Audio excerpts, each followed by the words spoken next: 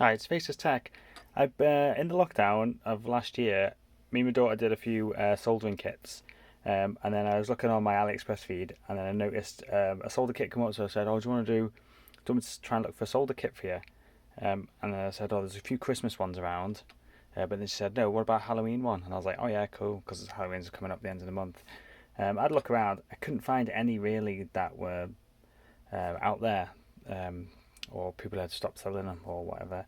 So I said, hang on. I said, why not we just actually make our own kit? So I kind of went off. We had quite a limited time. It was just before October, I think it was, when I started doing this. But then I was like, so because I've been following the badge life movement, which is people making badges for conferences and stuff. Found a Shenzhen SVG to Shenzhen uh, add-on for extension for Inkscape, which let me do custom outlines that you can do in that, and then you can export them out to KiCad, and then you can bring them in, which is quite cool, which has helped extremely a lot. So I got my daughter to do the design for this. She did the outline of the pumpkin. I told her to do two different drawings. Do one layer just for the outline, and then another layer for the outline and for this detail. So then I did one layer as edge cuts, and then I had all the detail as front silk. So then I put them in there, exported them, imported them into Thingy. Played around a bit trying to get the sizes right, but it worked really well. It's quite a basic design, really. It's completely stolen from a project that I did in 2013, which was to go in a pumpkin. So I just really literally ported the code over. I'm using the ATtiny 85 in this one. It's kind of a bit because I wanted to be a solder kit. I didn't want it to be too SMD heavy, so that's why we've got a through hole ATtiny 85 and some through hole resistors.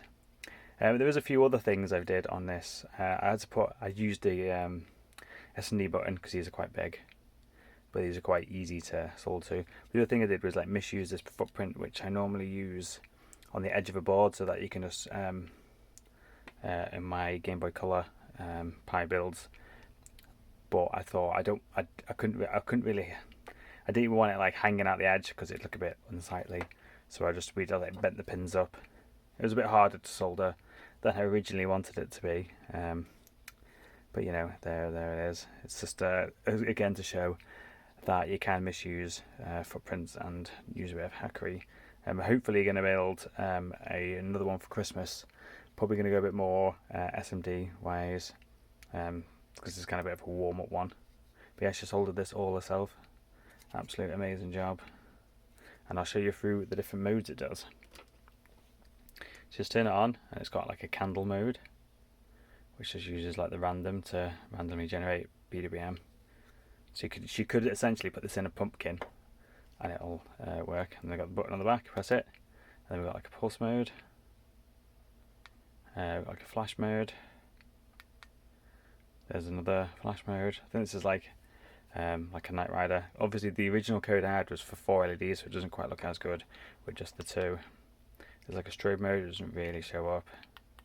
There's another one that goes, it's like a police siren one, and then there's enough mode, and then you just turn the switch off.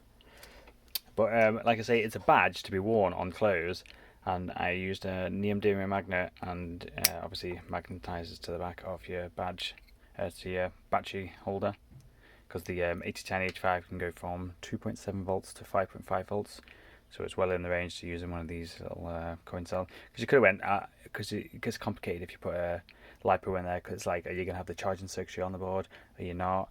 And then you got to take the battery off, and like these coin cells for these two lights should last forever. Really, well, not forever, but so you're going out on a night out or whatever, you want to wear it. So yeah, as usual, the board files and the schematics and all that kind of stuff will be available in my blog post. I have written a blog post about how to use the Inkscape software, because I couldn't really find that good documentation on it. There's a few areas that I had to kind of struggle with, and then I thought, I'll just write it up into an easier blog. So I'll do that as well. So yeah, happy Halloween.